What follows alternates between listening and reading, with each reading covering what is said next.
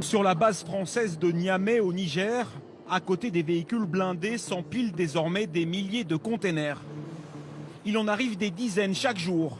À l'intérieur, du matériel militaire, des armements, des pièces de rechange et tout l'équipement pour faire vivre un régiment entier. Ces containers arrivent du Mali, de la ville de Gao, 450 km au nord de Niamey. Là-bas, l'armée française est en train de fermer sa dernière base dans le pays, dans un contexte ultra tendu. De nombreuses attaques djihadistes et un sentiment anti-français en forte hausse. 2 à 3 convois routiers par semaine partent de Gao pour Niamey et au moins 2 avions cargo par jour. Un déménagement XXL.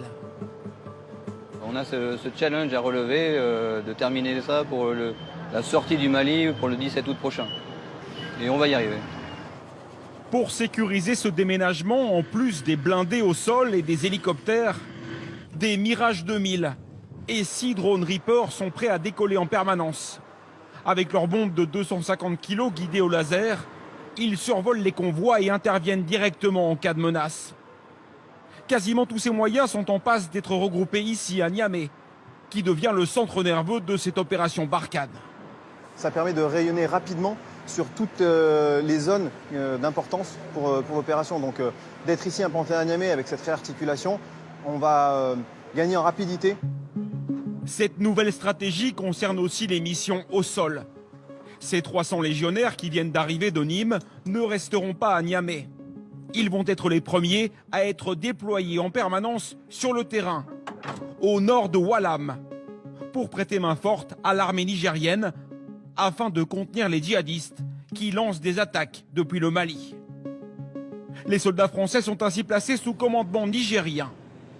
C'est ce que le général Hervé Pierre appelle un partenariat de combat, un changement de philosophie totale pour l'opération Barkhane.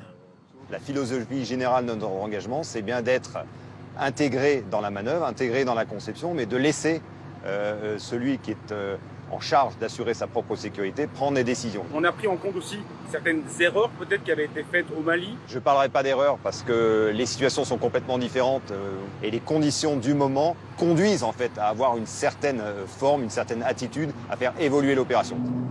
Il y a pourtant une leçon qui a été tirée des erreurs du Mali. Ici au Niger, la France est bien décidée à gagner les cœurs des habitants.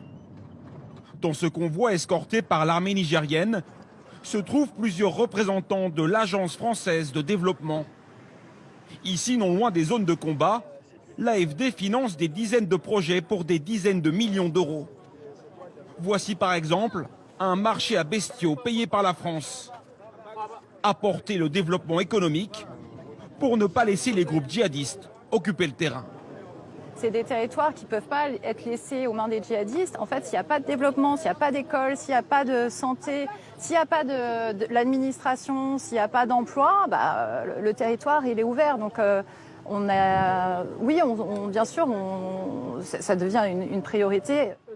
Et pour les autorités nigériennes, cette manne financière est une aubaine. Le Niger a tout à gagner, absolument rien à perdre. Nous avons le même ennemi. Et donc, il se peut que sur d'autres plans, nous ayons des contradictions. Mais pour le moment, en ce qui concerne le djihadisme, nous avons le même ennemi.